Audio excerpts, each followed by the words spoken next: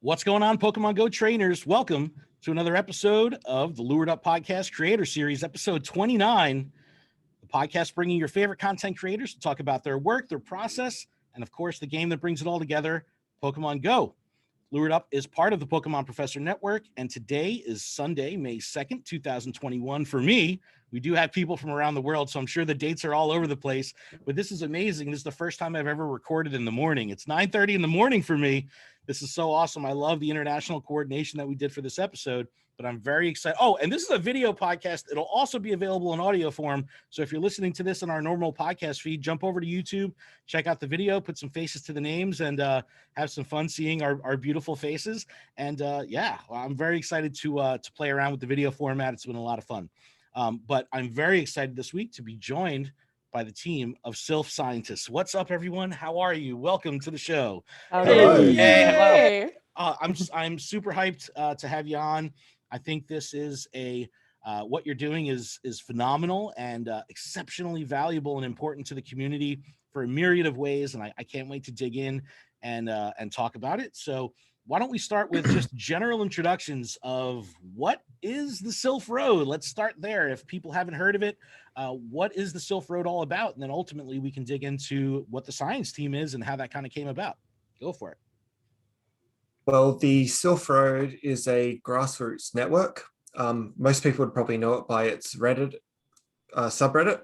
And we also have the Silph Arena as well. And of course, the Silph Research Group. Awesome. And how does the Silph Science team kind of fit into that ecosystem? What's the Silph Science team all about?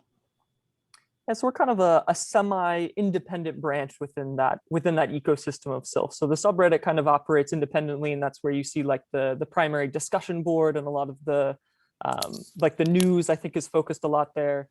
You've got the arena, which is everything PvP you want to do is in the arena. And then we're kind of the nitty gritty, the diving deep into the game, trying to understand more of the game mechanics is kind of where we fit in. But we all operate somewhat independently. So all 8 of these people here, I don't think there's much crossover between the subreddit and the arena.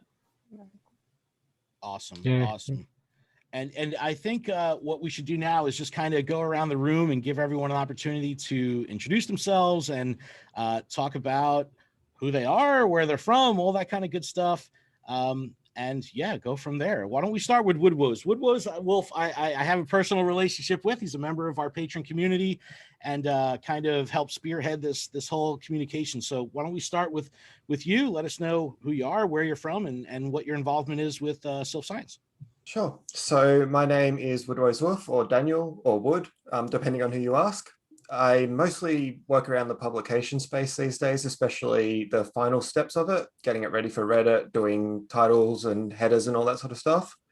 I came to the Silph Research Group mostly because I was interested in biomes and the relationship between OpenStreetMap, S2 cells, all those sorts of things. But I've really branched out and done a lot of things in the group over time. Awesome. I think that's an interesting start too, because again, when we talk about what the science team does at large and how a lot of stuff is happening in the game behind the scenes, I think really the foundational level, at the foundational level, the OpenStreetMap connection, the connection of S2 cells and how that relates to what we experience in the game is really the building blocks of what we experience when we're out and about. So I think that's a really cool thing. Chamina, why don't we start with you next? Who are you? Where are you from? Sure. I play in the U.S. Midwest, so lots of grass and bug and normal type. I'm always, we've got a couple of people who play in the middle of cities, and I'm always jealous of their like, oh, there's a Gibble down the street from me. And I'm like, yay, I'll join you with my Weedle. For the Silph Road, I do a lot of project management, which is just basically onboarding researchers, helping them to submit their data, making sure that data is clean. And then I also do a lot of work with editing, like final editing of our publications before they go out. So if there's any typo that you see, it's my fault. Wow. Accountability right out of the gate. All right. Only That's because we awesome. gave you so many. Yeah. Only because there were 300 to fix. Throwing yourself under the bus. Yeah, I know, right? That's so interesting. However, all right. Well, Kara Khan, how about you, man? Where are you from? hey, my name's Karakan. I'm from Texas. And I've been with the Silph Research Group for just a little bit over a year now, and I work mostly in analysis and publication. Awesome. All right. So we got some people in the US. We've got US covered. We've got Australia. Phoenix, where are you from? Hey, I'm Phoenix Crystal 7, also just better known as Phoenix. I'm actually from Maryland on the East Coast. I'm primarily involved in project management. I also help out with the task force, which are a more quicker project where we're trying to pull in as much data as quickly as possible to catch changes in the game. And I also help out a little bit here and there with publication and journalism. Awesome. East And Coast he's our, represent. and he's our Yeah. shiny Pokemon guru. Yeah, no, that's actually the main reason. That's actually the main reason all of our efforts going into shiny Pokemon. Phoenix, you're being too humble. Yeah, that's actually the main reason I joined the Silph Road Science and Research server. Was I was actually primarily tracking shiny Pokemon myself when they first came out, and I always wanted to see how long it took for me to find the different variants of color. And a friend actually told me, there's actually a project on the Silph Road that actually does that, and I feel like it would be a great fit for you. And I've been helping them out now for a little over 2 years. Wow, that's awesome. That's great. That's great. Well, nice to meet you. Thanks so much. All right, next up, let's go over to Titleist. Are you from the States as well? I am. You're knocking out all the Americans first. I'm from Central New Jersey. What? In a Where? small town. Right near Princeton, in Plainsboro. Dude, I'm in Jersey too, man. What part of Jersey are you in? I'm at the Jersey Shore right now. Oh, I'm at was there a 2 weeks ago. shared universe podcast studio in Eatontown, New Jersey. I'm right by Sandy Hook. So Okay, cool. I'm not too Well, far. you'll You're be- probably you'll be an hour out.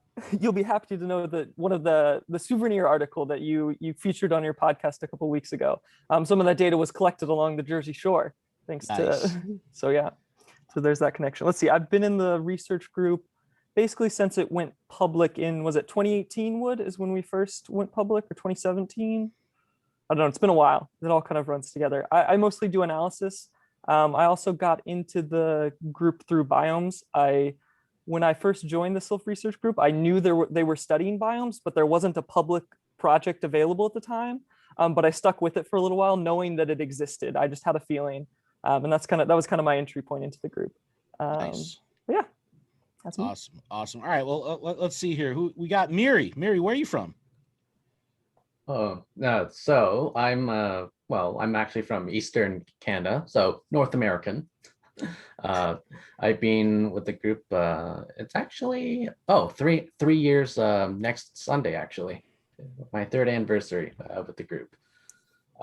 Within the group, I actually changed quite a lot in terms of what I do. Like I started off with project management, but nowadays I mostly handle kind of like the back end things at making sure everything works correctly. I'm also fairly involved with project design, kind of getting a project from kind of like concept to a fully functioning project for researchers to start collecting data on. And I also am one of the people to ping if something is not working. Oh man, we got people holding themselves accountable and people saying, "Hey, if something's broken, call me." It's like that's opening The funny the thing floodgates. is, like I did, my undergrad was in computer engineering, and a lot of people, when they hear that, they think, "Oh, you must be good with technology." So, and I just say, no, I just know how to Google. So the fact that I do tech support on here is a little bit kind of ironic in a way, but I love it. Nice. Awesome. Well, welcome to the show. Thanks so much for being here. All right, who we have next? Pancake, phenomenal name. Thank you. It makes me want pancakes immediately, but let us know who you are, where you're from, and what you do with the team. Hey, I'm Pancake. I'm from Manchester, UK. I'm mostly involved in project management and task forces. And then sometimes I pretend I can do analysis and do like some of the starting parts and then pass it over to the real ones. I came to Silph Road a couple of years ago but mostly was a bit of a lurker for a year and then got properly involved April last year. Awesome. Great. Who else we have? We have Superion left. Superion, what's up? Hey, I'm Superion. I'm originally from Hungary, but I moved to Japan a year ago. So I live in the rural areas of Japan, so it's kind of fun playing Pokemon here. My role in the Silph Road is I'm kind of a background person, I think. I dabble in both publication and analysis as it comes up, sometimes, project design and stuff like that, but I'm not really active. My main passion is being court jester to the team. It's a support. It's an underrated support role. Very important though. Yeah, very important. Absolutely. Well, that's so awesome. That's awesome. Is that everybody? Did I get everybody? Yeah. All right, awesome. So we can start with some of the questions, and I'm so looking forward to digging into this stuff. And what I'd like to really figure out is how this came to be, not just from the Silph Road, but how the science team itself was developed, and kind of what was the motivation or what was the catalyst to say that there needs to be some degree of organization here so we could start aggregating data and information. What was kind of that moment? Was there a specific moment, or can anyone speak on to, how the team was actually formed? It kind of evolved over time. It was sort of originally around the beta field test. Like a lot of the original members were coming out of that sort of semi-leaking information to the Silph Road. And then gradually over time, especially once the game launched, it really started to move towards uncovering hidden mechanics. As you probably all know, Pokemon Go in 2016 didn't have a manual. Nobody knew what was going on. So that's where the Silph Research Group really it's came 2021. I still don't think people know what's going on. Definitely not. But no, it's come a long way, but there's a long way to go with that still. Awesome. Yeah, I think that many people, their first real understanding or experience with using community-driven data would be the Silph Nest Atlas. And I think that that's something that really, for me, was my first introduction to what the Silph Road was all about. Like when I thought of the Silph Road, of course, the subreddit, but I would connect it directly to the Silph Nest Atlas. That was kind of the thing that was receiving a lot of coverage in, YouTube content and, social media and all that stuff. Was the Nest Atlas something that really was a launch pad for what you're doing now? I would say it's probably the other way around. One of the first discoveries of the research group was nests. I wouldn't say that or claim that we were the only ones who discovered them, but it was definitely something that came about quite early on. And the Nest Atlas was a response to that, a way for the community to collaborate and bring together all this information.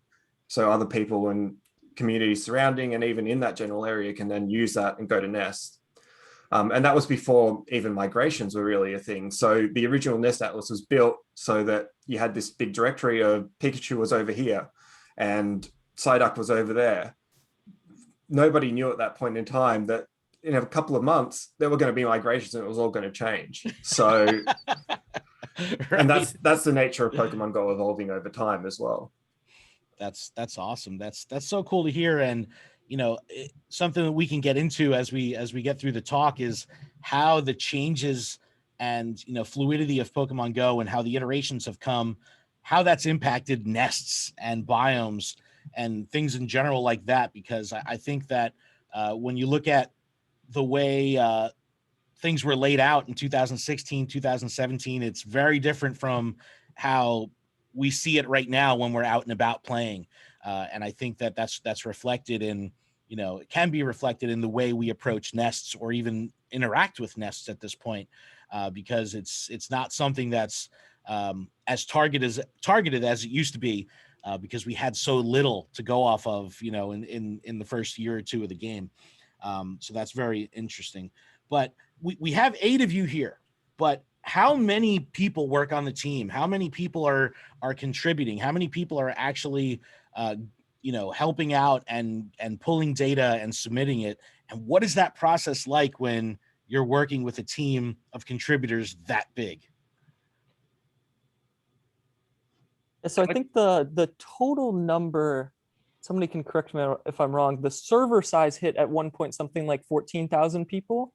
But the number of people that are actually active that don't just kind of come in and see what's up and then leave is probably somewhere in the neighborhood of 5,000 or 6,000, I think is what we had it at. And something like 1,000 or 1,500 people have made very, very significant contributions over time, enough that they've gotten promoted within the group and have gotten access to even more projects and more advanced data collection things. We call those senior researchers within the group. And I think that's something that a lot of people don't realize with the group is that we didn't all start scientists. Every one of us basically started from the base role of researcher and contributed enough data to move up to senior researcher before we really showed that we could actually manage projects ourselves, where we became lead researchers and eventually got promoted to scientists. You know, that brings up a kind of an interesting perspective for me. How, you know, it seems that this is exceptionally inclusive. If people want to help out, they can. How does that work? And what are the roles? And how does that kind of structure work? If someone was looking to get involved with the team, is that something that they can simply apply to do? And how would they get involved? So we have an an application on our website, so anyone can join the Discord. And from the Discord, you can get on the Discord and then look through our projects. And once you choose a project and join a project, you become a researcher. And researchers are able to put their data in through a form. And that's so we make sure that everybody spells things correctly, that they've actually read the instructions and stuff like that. And then after some period as a researcher, we have promotions every 2 to 3 months. And we always emphasize to people, we want quality data over quantity. Every single time we will choose quality over quantity. So if you give us 5 excellent data points on the 5 non-shiny Smurgle that you saw yesterday, that's great. That's perfect. We're happy to take that. But after they reach a certain amount of quality data, then they get promoted to senior researcher, which means we trust them more with more projects, and we give them access to our Google Sheets, which makes it a lot easier to submit lots of data. And then I'll let somebody else pick up from there. Awesome. Oh yeah. Anyway, go ahead. Having access to the sheet really changes everything, because starting that, you can just go ham with, you know, inputting everything you find. I remember when I was promoted to senior, I was like, you know, this is a whole new world. And I collected more data a day than I could submit. At one point, I think I had like several months worth of backlog, and that was fun. But you know, we heavily encourage people not to get months of backlog. It was, but we know it happens. In the before times, it was way before. I think I joined in like 2017 or something, so it was way before. But so, you know, the researchers who are listening now, things work differently. Yeah, I think most of us who are here joined after the group went public, because originally the group was semi-private through the original Silph Reddit. And I think most of us, I think it went public a few months before the 2017 Go Fest. And I think a lot of us who are the older researchers on here, that's when we joined. Awesome. And Shamana brings up an interesting point about once you become a senior, you have more responsibilities and more things that you're capable of doing. And one of those main things is actually error checking. It's actually a way that we give the seniors the ability to really help to make sure that the data we receive is fully quality. And we can find a way to correct a small mistake that was made here or there to make sure that that point is viable and able to be used. And we use that to see really who is paying attention and wants to really help the group.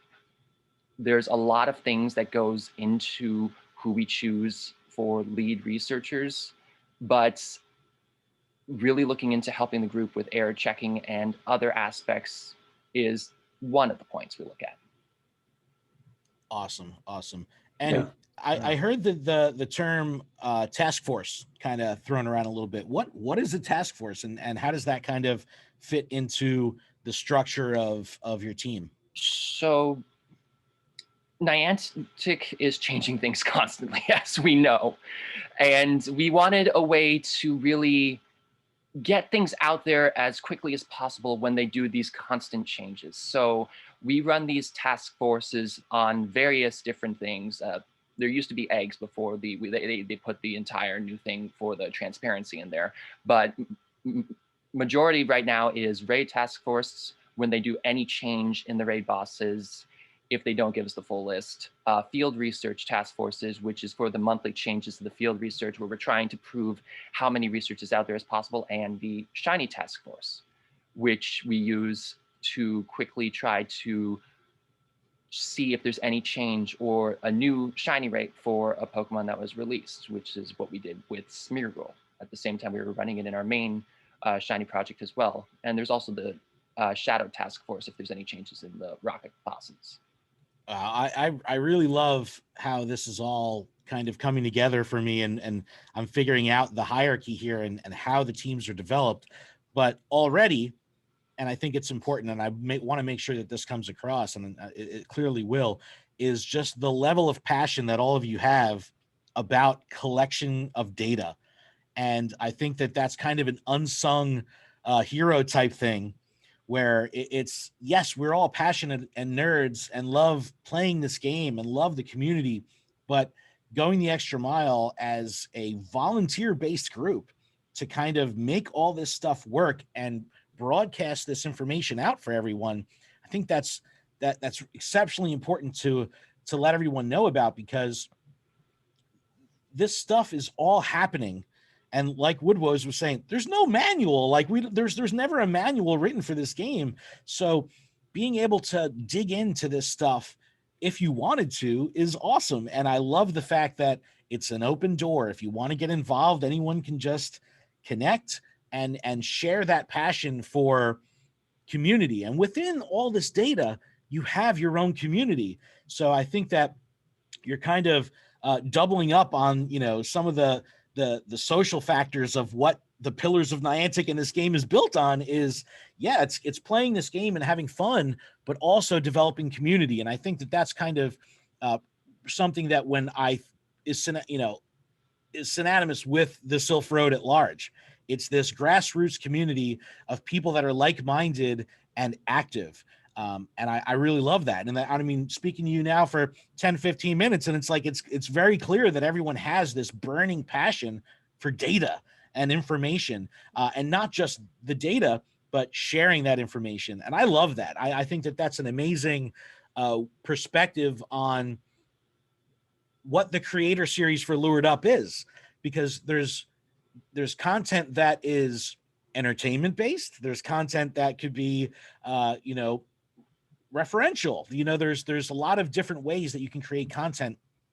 And I love that this is kind of a little bit outside of the box from what we're used to here on the show, because we're not talking to another podcast. We're not talking to a YouTuber. We're not talking to an AR photographer. We're talking to people that crunch numbers and crunch data and are doing Arceus's work for us, and really making this happen.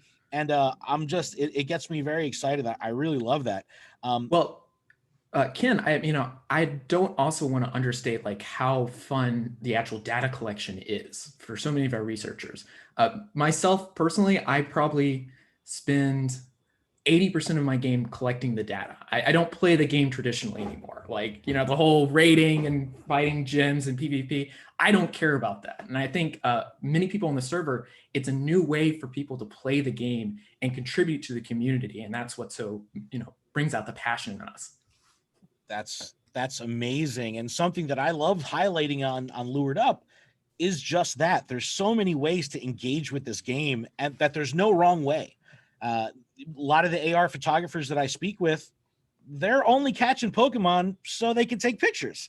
You know, they're not concerned with the IVs or the battling or anything like that. They're more concerned with traveling with the game as motivation to find a shot, to find a location to place a Pokemon and take a great photo.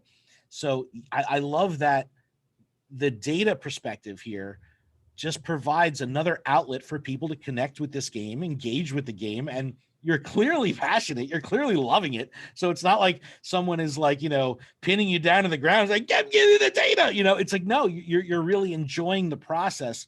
And I think that comes across in the publications, because it's very clear that the person in charge of writing is excited to share that information. And I think that comes across really well.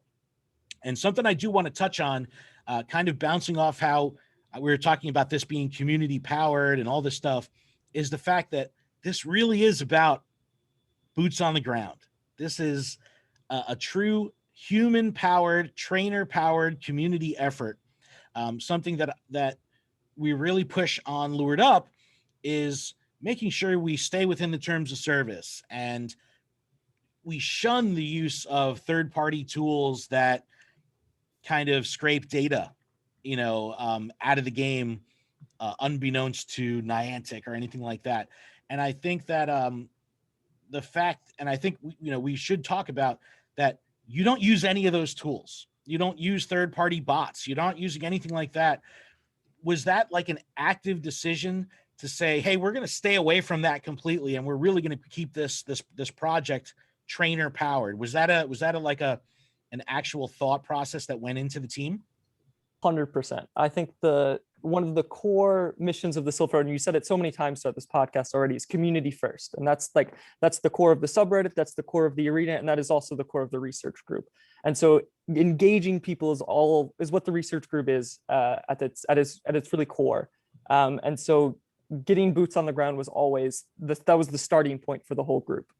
So yeah, you absolutely nailed it. That's phenomenal. I think that's very important when it comes to not just the importance of the data, but the process of which it's kind of aggregated. It just makes it cooler. It just makes it more real and more tangible, and more viable in the space of community and the social aspect of the game. It really highlights what the community can do when they come together with an organized goal. And I featured an article a couple episodes ago on Lured Up proper about the souvenirs. And that's something I want to talk about, because this is like a part of the game that many people interact with, but they don't really understand. They don't really know. And I'm looking at this and I'm like, looking at the amount of data points that were used to create that publication. And it was insane. Like, I highlighted that on the show. I go, there's so many people involved here. How labor intensive is putting together some of this research? Like, it has to be an exceptional effort from all the researchers and, and scientists involved. Like, how labor intensive is it to put together this data?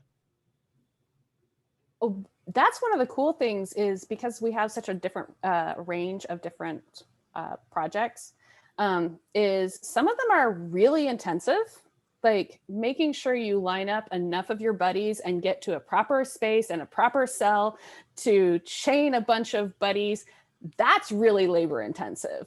If you're shiny hunting, that's not as labor intensive, right? You got to take a couple of screenshots and pay attention and be careful, but it's not nearly as hard as making sure you have 20 or whatever buddies and are standing on the right part of the beach. Yeah, and the other one is the really popular one is the Daily Spawn project that studies the data, the like personal daily spawn that everybody gets, and that one's super easy. You just check in the morning. Oh, I got a Bunnelby again. Let me submit I do not want to see any more Bunnelby from my daily spawn. Yeah. I actually did have a Bunnelby this morning, which I submitted. Some of the projects are more on the easy side, as we've mentioned, and some of them are at one point are so automatic that you don't even notice that you're collecting data. I've had some days when I went out, I was like, playing in, in the city back in Hungary for like, 2 or 3 hours or something. I came home, I uploaded my screenshots from my phone, and it was like, what, 600 screenshots? I'm like, that's gonna be fun.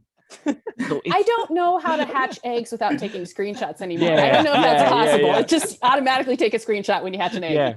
Yeah. Sometimes it almost becomes like clockwork for some of the things. Like for wild biomes, you're supposed to take like a picture of this chosen point once every hour. And even like when I'm not even thinking about it, I'm like, oh, that time, let's do it. And it's fun. It is like you find projects that you're really passionate about, and you help to run them and make sure that they're moving properly with all the changes that are moving forward. It's a lot of fun. It's a lot of work, but it's a lot of fun. That actually brings up another thing about community and the different projects that we have. Since it's volunteer, it has to be fun, right? People are not going to participate unless they're enjoying what they're doing. And I think that's one of the benefits of having a wide variety of projects going at the same time, is people are allowed to can focus on what interests them in the game. And that really helps with retention and motivation and all of that with researchers. Nice. And at what point are you satisfied with the data collection enough to say, all right, we have reached a conclusion? Or what's that moment of that zero moment when you say, okay, we're ready to publish? Like, is there something that you hold yourself to a specific standard, or is it a time-based thing? But when do you know that you can confidently conclude some data points? How long do you have? No, but seriously, it can vary a lot depending on the type of project that we're doing. Some projects like the shiny tracking project, where you're trying to get a shiny rate for Pokemon, we're kind of live analyzing that data and live doing some kind of classification on which shiny rate we think a Pokemon are. The souvenir study that you mentioned that Caro worked a bunch on, that I think you should talk about a little bit, we had no clue going into it what kind of data we were going to need to analyze that. And then some of them are very clear. If we want to know if we're studying lucky rates or something like that from trading, we know going into it, hey, we need 2,000 trades to be able to be confident in the lucky rate of such and such type of trade or whatever we're working on. So yeah, it varies a lot depending on the project. And how does the game kind of iterating upon itself, or a new event or a new shift in now the seasons, is that something where it's like, you sound the alarm, mobilize, where you have to like kind of reset the team and say, all right, we have a new set of parameters we need to be concerned with and aggregate? How does the constant fluid nature of the game impact the flow of the team? Yeah, I think I can speak for us all and say that events are the bane of our existence. Basically, every time Niantic comes up with one of these like week-long events, we can collect data, and by the time that we've actually aggregated it and we can publish anything on it, the event's already 2 weeks over. And so we end up just kind of having to like throw out to the data, move to the next event. So that part is really difficult to keep up with. So for instance, like that's one of the reasons our task force are so important, is allows us to really quickly gather data on like Smurgle or something and get that out in a relevant time where it's actually still, relevant to the trainers.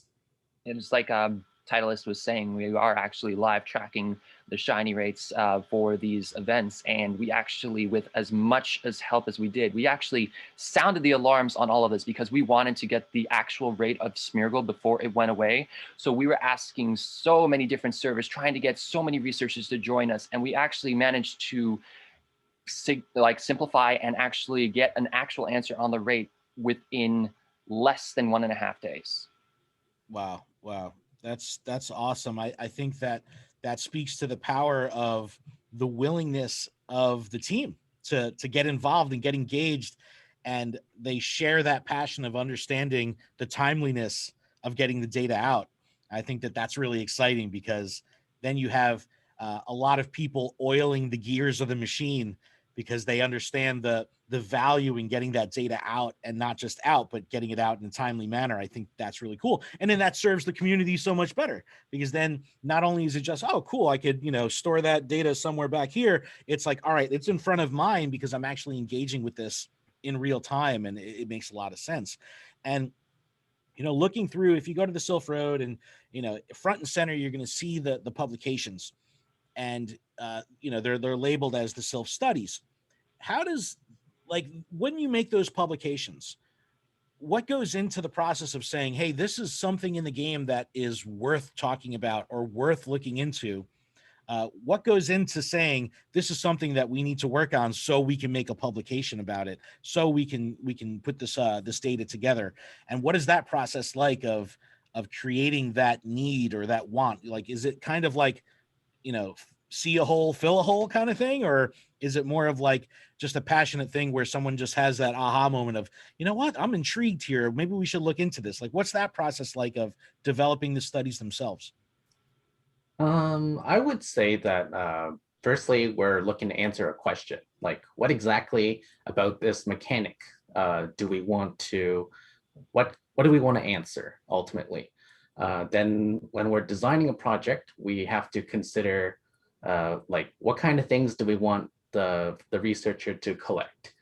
So for example, let me use Groundhog Day as an example, Groundhog Day being the project that focuses on daily spawns. So we envisioned it as a bit of a younger sibling to the Biomes project that we were working on. And so we thought that it would be fairly similar. So when we were designing this project, we thought it would be relatively simple because it's only one data point per day. And so we have researchers register a single spawn point and then maybe a little bit of extra data about that spawn point, like their guess as to the climate that they are in.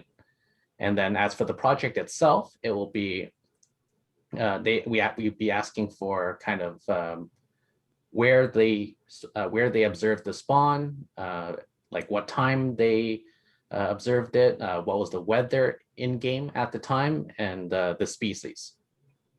So it really varies a lot because that was an example of a simpler project, but there are times where we think projects are a little bit more complex in terms of data collection, or they're more prone to bias, and therefore we need to restrict that to kind of like a senior researcher level or above. Interesting. Yeah, but oh, go ahead, Carol. Okay, well, I was going to say that Groundhog Day is one that was actually really interesting, that it actually evolved, right? So it was originally designed to just look at biomes, but in our most recent publication, and Pancake could talk a little bit more about this, we didn't look so much at biomes, but rather the seasons. So how did the season impact the data spawn? Yeah, so seasons hit Groundhog quite heavy because now we know that instead of just having an ongoing research into it, now we know that the daily spawns are going to change every 3 months. So we have 3 months that we can analyze at a time, and then everything's going to change. So now we have shifted focus rather than just being oh, what's this going to be over a long period of time? We can now look at how seasons differ to each other and which species stay the same, what changes, things like that. Yeah, that's got to be, I mean, it's almost like saying you have, an unlimited path of work to do, because, things are going to constantly be moving and updating and rotating. It'll definitely keep you busy for sure. And, something that I think is interesting, and it's very clear, again, talking to, from a data perspective, is the accountability of the data. And I think that that's probably important to touch on, because there's so much bad data out there. There's so many weird one-off websites. There's so many weird people making blog posts out there in the wild of just data that's clearly wrong, and it's very easy to get caught up in that. especially when it comes to the more casual community, which is going to be the largest segment of trainers here. And I see this a lot in Facebook groups where they're pulling from these websites that I've never seen before that just happen to do an article on Pokemon Go, and they're just happening to talk about shiny rate or something like that. And it's like, I'm reading it, my eyelid is twitching, and it's like, I know this is like not right. And it seems that it's very important to the science team to make sure that the data, because it's coming from so many different sources, you have all these checks and measures in place to make sure the data is properly aggregated and comprehensive. What is that process like of, the Pokemon Go community can be brutal, so the community itself holding you accountable on data and you holding yourselves accountable as researchers. I mean, it's very clear that it's super important to make sure that the data you are putting out is accurate. What's that process like for quality control and quality assurance of making sure what you put out there is the real info? So then our number one rule is no historical data ever. And that means you may have collected data on 200 shiny observations or non-shiny observations before you join the group. That's wonderful. Once you join, we can't use any of that. Awesome. That was me. And that's Every other person. we're glad you had that experience, but we can't use any of it. You cannot submit any data. You cannot even collect any data until you have actually joined a project and read the instructions. This is important. I don't know how many times we have looked at each other and said, we just need the researchers to read the instructions. Just read the pinned instructions. Everything is there. Please read the pinned instructions. Nice. And what's the community like? I mean, is the community response to the studies and the publications, is it generally positive and accepted, or are you challenged? Because it seems like, I mean, I stir the pot every day, so it's like I'm constantly getting challenged, but that's just me. But on your side, how does that work? Is the community pretty accepting of the data that you put out, or is there times where they could challenge what you're putting out there? Look, it's something that has evolved over time. Even with some of our early publications, we didn't necessarily have the error checking as tight as we do now. And that's something we've had to learn and really implement. Yeah, I think one really interesting example was our original study on lucky rates. We were essentially showing a relationship between how old a Pokemon was, how long you kept it in inventory was, and then the lucky rate ultimately when you traded it. And kind of the big finding from that was that it goes in whole years. So you have to keep a Pokemon for a whole year in your inventory before the lucky rate increases when you trade it. And we put out this study and we claimed in it that Pokemon that were above the age of, I think, two years old or something like that, because the game had only been out for 2 years, was like 80% or something like that. And the community kind of looked at us and said, we had a few people come forward and say, hey, I just traded, 50 Pokemon, like relatively small, of that age, and I found a rate of 20% or something in that nature. And that's where we kind of went, that doesn't really square with the study that we did. And we kind of went back to the drawing board and went through all this process. And that's when we came up with, discovered this idea of a guaranteed lucky from these really old Pokemon. It was something we completely missed in the original study. And so I thought that was a really fantastic example of where the community feedback actually allowed us to kind of improve our understanding of the game ultimately. And that happens all the time where people come back to us and say, hey, this makes sense, this doesn't make sense. Like what were your methods? Kind of, there's this great conversation that happens all the time that I think is fantastic. And it's pretty clear to me that the vibe is, you would welcome that because you want the stuff to be kind of accurate. And again, adding to the social and community aspect, that's drawing a connection to the community. So on top of the data thing, this is social. This is about community. So I really admire that. And I think that an approach to say, okay, let's relook at this and not, no, we're right, you're wrong. I think that that's super important because a lot of times, especially in a creative content space, it's very easy for the person creating to think that they're right no matter what. And so being able to say, all right, well, let's take this data and let's take another look at it. I think that's really cool because that shows the willingness to stay fluid and the willingness to evolve the data and keep it fresh. This is something that when it comes to like AR scanning, I think that's a very big blank spot in the minds of a lot of trainers. And I was fortunate enough to speak with the AR team at Niantic directly, and we had a call about it. And we're talking about how can we promote AR scanning? How can we get people to, want to do this? And there was like this kind of aha moment from the team. And they said to me, the AR scan of a location is only as good as the last scan. So if there was 1,000 scans done, really the most important one is going to be the last one that was done. And being able to look at that and constantly refresh the data and how that's broadcast, it keeps the data not only current, but accurate to the present day. And I think that's really cool to be able to revisit topics and update as needed. I think that's just really cool. And, from a science perspective, I mean, there's a great, Neil deGrasse Tyson quote that says like, the only thing that can, better than science is better science, and it's like, I love that because it keeps that machine rolling. It keeps that kind of process chugging along to keep things fresh because I want the most fresh data. There's a lot of times where even within my own community, we'll talk about something and someone will be like, no, I read this. I read this in an article. Here, let me share it. And then they share it and it's like, oh, there it is. It's printed.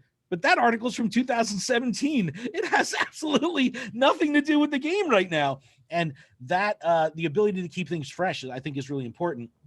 And that's why I think it's so neat that with thousands of people being involved in this process, how you're able to manage this and keep things moving. I love it. I really, really impressed with that whole thing. But as we move on, because I feel like, I could talk to this team for forever. I really, really love this. I think this is super cool. Does anyone have any experience with other games and building data points on other games? Because it seems like Niantic specifically leaves a lot to the unknown. And really, like Woodrow said, there's no manual. But not just that, a lot of the stuff just isn't even talked about like at all in any way. Like, I don't remember the last time there's been a first party mention of souvenirs. Like, it's just out there in the ether. Do you think that that's by design to build a community network of people that are interested in this?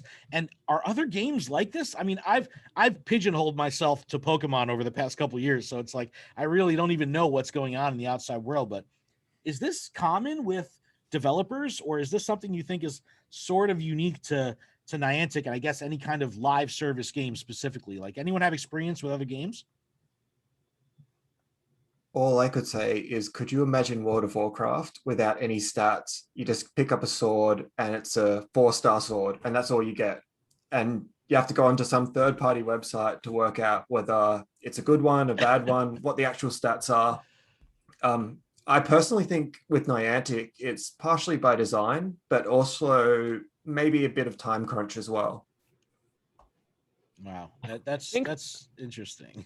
I think Niantic has I don't remember when and I don't remember in what format, but I very strongly recall at one point Niantic being public about this and saying that they don't want to share some details of the game, like back then IWs and stuff like that, because they want to keep a certain level of immersion. Because this being an AR game, even before it was an AR game, they wanted to have this sort of connection to the real world and kind of role play as being a reality in some fashion. So I think it's as would have said, it's in part by design, but some of the stuff, yeah, probably not so much.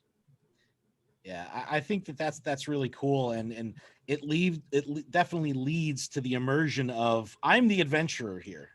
It's like the only way I'm going to know what's beyond that cliff is if I go there, because there's no record of it. So I have to be the one to do that. And sure, I could record that data and share it with people. And then again, boots on the ground, community driven. That's the nuts and bolts of the whole operation, which I love because it's a sharing of experience and memory. And I think that that's really what this game has an innate ability to do, more so than other games that are out there, even other live service AR games. It's about getting out there, experiencing it for yourself, and sharing that memory, recollection of what happened. And I think that that's super important when it comes to what this game and community is capable of.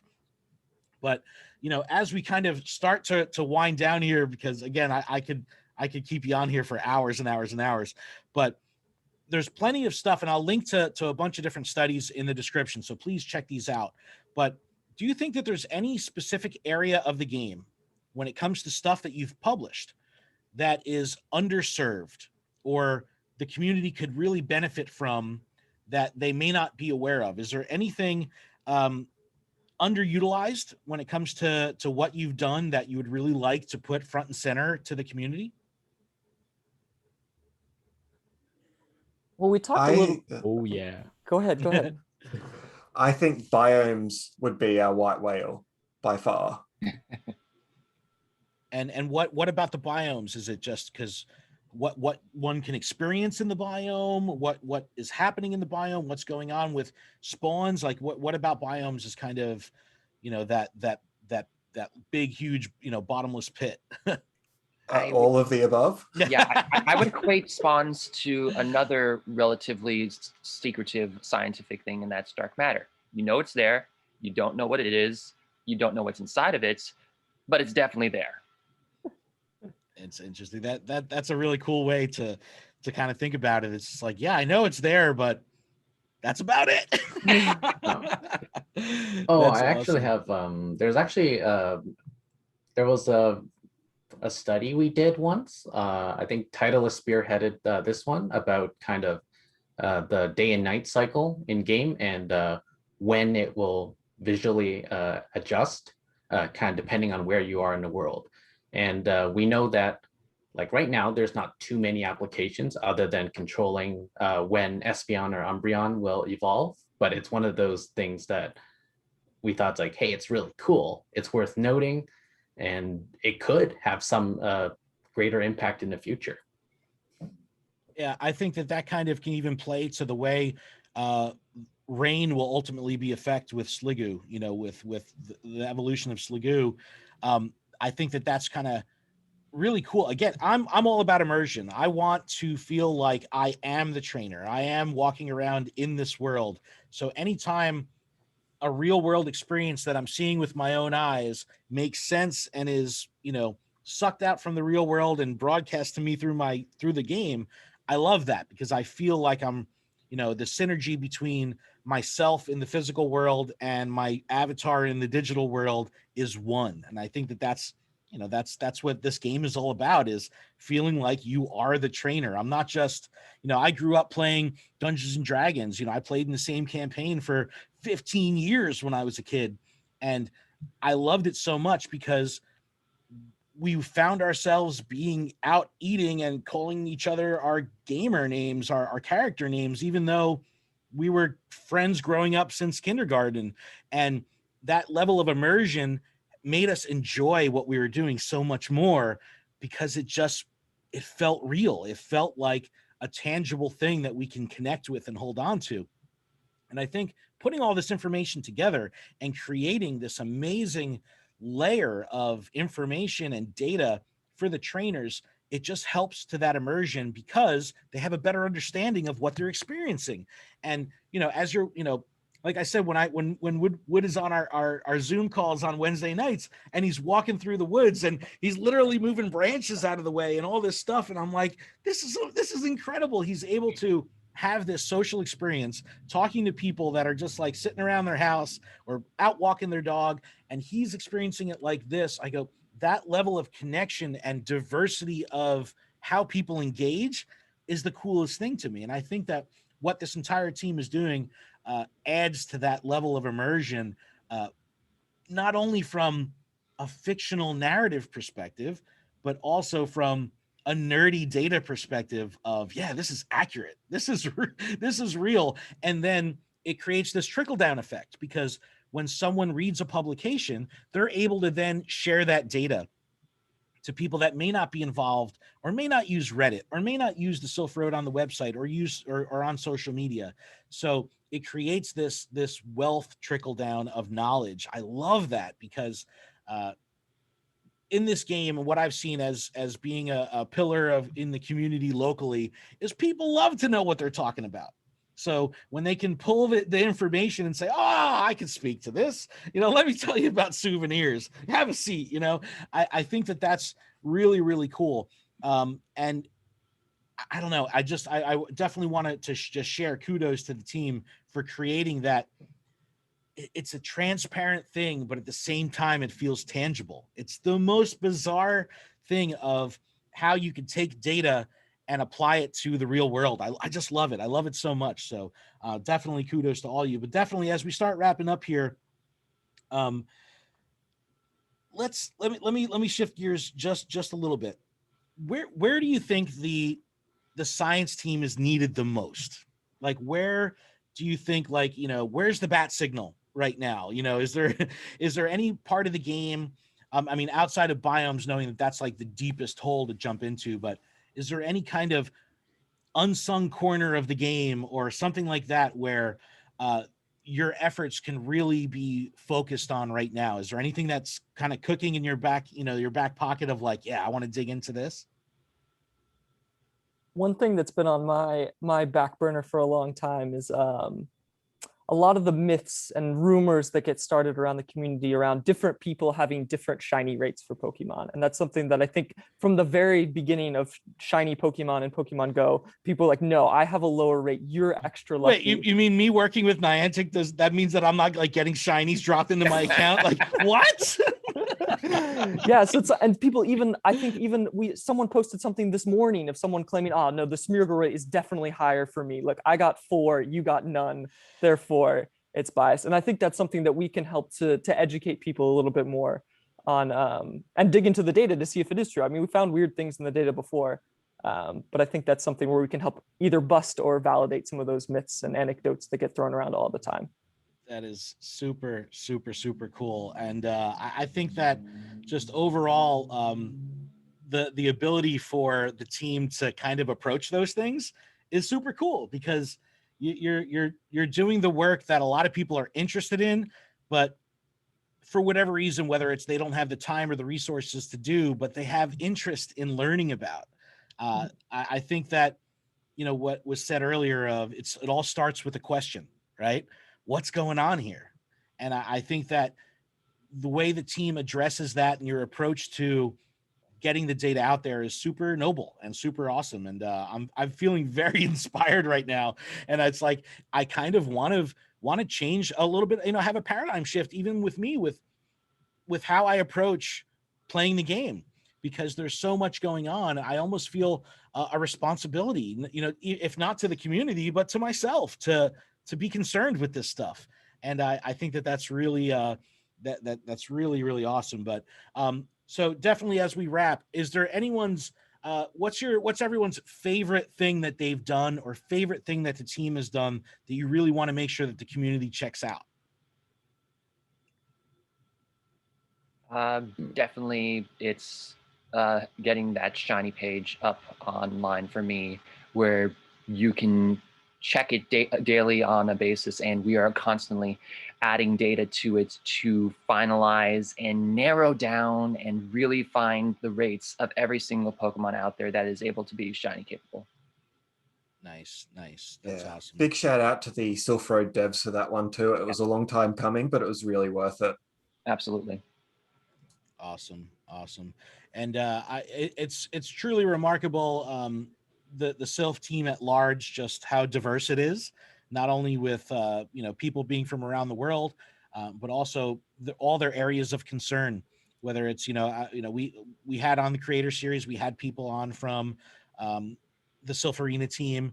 which was really fun. GoFest 2019, I was able to have lunch in the media tent with Dromps, and it was just surrounding myself with people that have concerns that are a little bit outside of the box is very inspiring. So I hope that the community listening to this kind of will look at things differently a little bit. And even when they're hatching their next egg, kind of just ponder a little bit, and say, wait a second, I think that thought provocation is an interesting component to the game of making this a very immersive and robust experience. But I want to thank everyone here so much for coming on the show. This was amazing, exceptionally educational, and I think everyone did an awesome job of really explaining what the science team is all about, how it functions, and what its place in this community is, because you're doing exceptionally important work. And the fact that it welcomes challenge, I think is interesting to me personally. The fact that you're saying, here's the data, if you think it's wrong, let us know. I love that, because that keeps things accurate and honest and fresh. And yeah, that's just absolutely phenomenal to me. So everyone, thank you so incredibly much. I will make sure to put links in the description to everywhere that you could find the science team. I'll make sure that I'll highlight some of the different articles that were written. Some of the stuff I wanted to get to that we didn't really, I wanted to kind of dig into some of the specific studies themselves. But again, the data will speak for itself. I think that it's all there. And I encourage everyone that if you check out these studies and you have a question about it, hit them up on Reddit, hit them up on, wherever they can get in touch. What's the best way for someone that's interested not only in getting involved with the team, but if they have a question on some of the research, what's the best way for someone to contact you? Discord. Discord? Discord. Yeah. Awesome. Yeah. Awesome. All right. So I'll make sure I'll put a link to the Discord in the description as well. I encourage everyone to get involved. I think this is an amazing, unique way to get engaged with the game, and finding these different subsets and how they can ultimately feed the different mechanics and all that is exceptionally important and super cool. So thank you all once again for coming on the show. I really appreciate it. This was a really fun one. Just very, very I almost feel emotional right now, because it's just so cool to find other people that are so incredibly passionate about this game, because I have that burn every day. I wake up thinking about this game. When I'm going to the bathroom, I'm thinking about this game. I love it so much. So finding people that have, this much passion, this much interest is very awesome. It really it really fills my heart with hope and promise of that this game and community is moving in the right direction. There's so much toxic negativity out there. So surrounding yourself with people that are filled with knowledge and positivity and willingness to share is super awesome. So thank you, everyone. Any shout outs, plugs, promotions anyone wants to do before we wrap up?